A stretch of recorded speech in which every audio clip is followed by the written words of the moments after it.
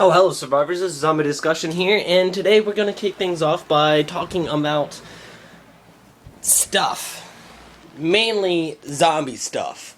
And I'm totally drawing a blank here. So the stuff we're gonna... Okay, there we go. Whew.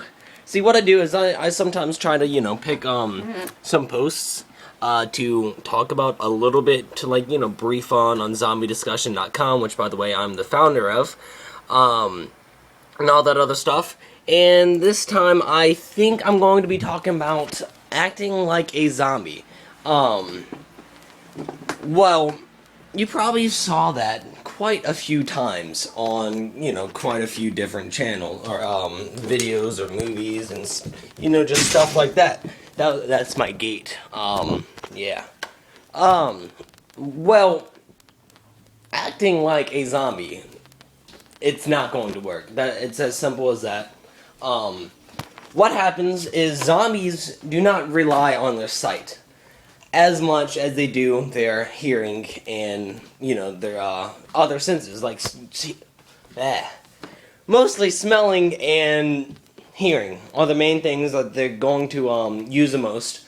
What happens is people and zombies, when your mind is being, controlled by the Z virus, it's, like I stated in my last video, it's going to shut down major parts of your body, including, your main thought process.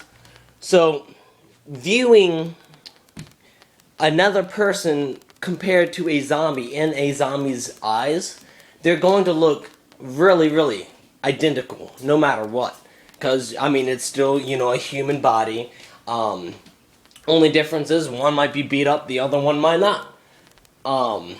So with that, dressing and moaning like a zombie isn't going to work because one, the virus is more than likely going to produce a scent. No matter what it is, if it's a virus, bacteria, or parasite, they're actually known to produce scents in other insects, such as the bee virus and the ant virus. Not viruses, the zombies. So what it does is it produces a scent, so the zombie then will be able to smell the difference between a living human being and an infected zombie. So that's how that's why they don't eat each other, which most of y'all might be wondering why.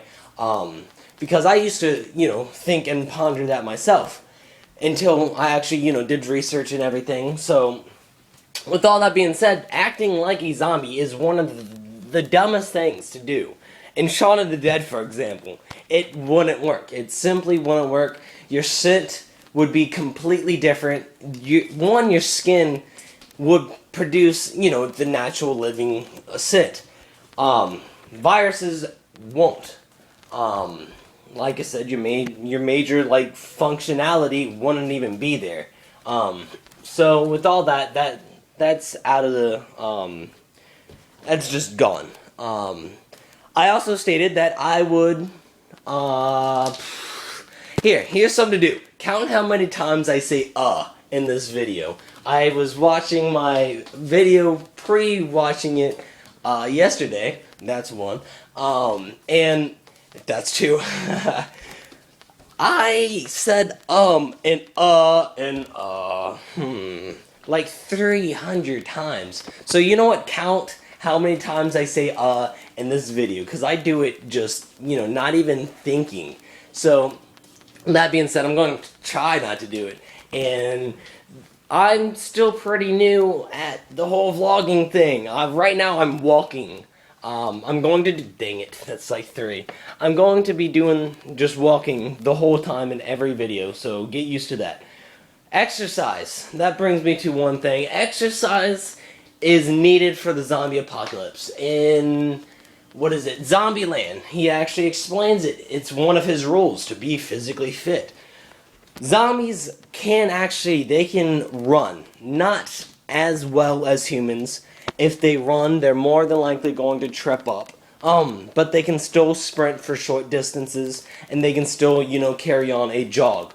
Not that much, or not as well as a uninfected human being can. But as an infected, you can still sprint to a he just so being physically fit would definitely be needed. If they can run, if they can jog, if they can, chase you, if you run out of breath easily, like me, I'm kind of out of breath just walking like this for 5.5 minutes now. So I mean, that's something I need to get up, and I'm actually working on right now. So, being physically fit is very, very needed. Not just, your upper body. It's honestly, for the zombie apocalypse, it's mostly your legs. You need to work your legs. You need to work your cardio. If you don't get out and play, sports and stuff like me, and you're not going to work out, first-person shooters are actually known to be a cardiovascular workout. Not as intense as a physical run down the street, which, would take like 5 minutes, and would be pretty good for your body. If you're not going to do that, and if you know you're not going to do that, just play a first-person shooter. It's not going to help you as much. Actually, it's probably like 90% less likely to help you as much as a physical run down the street. So, I recommend, just running. But anyway, if so, running is very, very needed. You're going to need upper body strength too, because if you're running and you do come up across a, dead end or something, you should be able to, if there's a fence around, be able to pull yourself up the fence and hop over it. Fairly easy. If not, you're probably going to be grabbed and bitten and all that other stuff, and end up turning into a zombie and infected everyone you know and love and hold dear, and then you're going to be walking around mindless for the rest of your life until, of course, you die of hunger.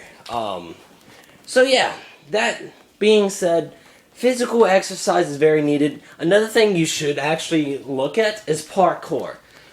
Being able to run, just free run, and, dodge obstacles, jump fences, jump, short things like in between houses. I had to look outside to see what else I could come up with. Climb houses and stuff. Being a parkour person, I'm not, but being a parkour person would definitely help you out a lot when you're on the run and avoiding the zombies. Not just avoiding them, but if you're trying to get away from them and actually run around and, trying to lose them. It's very, very easy if you know parkour and if you start practicing. If you don't and you want to, I'm pretty sure there's lots of videos on YouTube right now that can teach you basic ways to parkour. One of your main things you need to know is your roll, which I actually did. I tried doing parkour at one point. I can roll. The rolls, you need to roll in a specific way, specific fashion. If not, you're going to mess up everything. It's terrible. Trust me, I learned the hard way. So, with that all being said, physical exercise definitely needed. Parkour would help out a lot. Remember, this is to prepare yourself for in case it happens, it's going to be it's a win or loss. You're going to either survive or you're not. The zombie apocalypse, if it happened, it would normally last, if it actually outran and the government didn't stop it in time, it'll take about 48 hours for the infected to outnumber the humans. So around 36, or that's not right. Around after like 3 to 4 days, that's when the government, if they haven't been overrun themselves, would start napalming the place. Dropping just fire on it, just trying to kill the infected and quarantine the place. If that doesn't work, which it won't, it's stupid, it's only going to kill partial of it, and it's not going to destroy everything. It's not going to, some infected are going to escape and all that. If it doesn't stop, which it won't. I totally forgot what I was talking about. I went on a ramble on the 48-hour thing. Well, within the 48 hours, they're going to outnumber everything. It's just, that's the I can't say that word, oh my. By the way, vlogging, believe it or not, it's different. You're talking to a camera right now. I'm talking to my iPod, my iPhone, whatever you want to call it. You know how awkward that is? Not really awkward, but I mean, you can never really get used to talking to yourself. Well, I mean, you can, obviously, because, like Tobuscus and them, they do it all the time, but I mean, I don't, so it'll take a while for me to get used to it, so bear with me. Anyway, it's at that 11-minute point, so I'm going to go ahead and cut this out. I'm going to, I guess, finish off what I was talking about, because, I get to watch it, and then I can remember what I was talking about that I lost while talking about, and all that other fun stuff, so, I'm Sean, and I'm the founder of ZombieDiscussion.com. Thank y'all for watching this vlog again, and I will hopefully see y'all soon, survivors.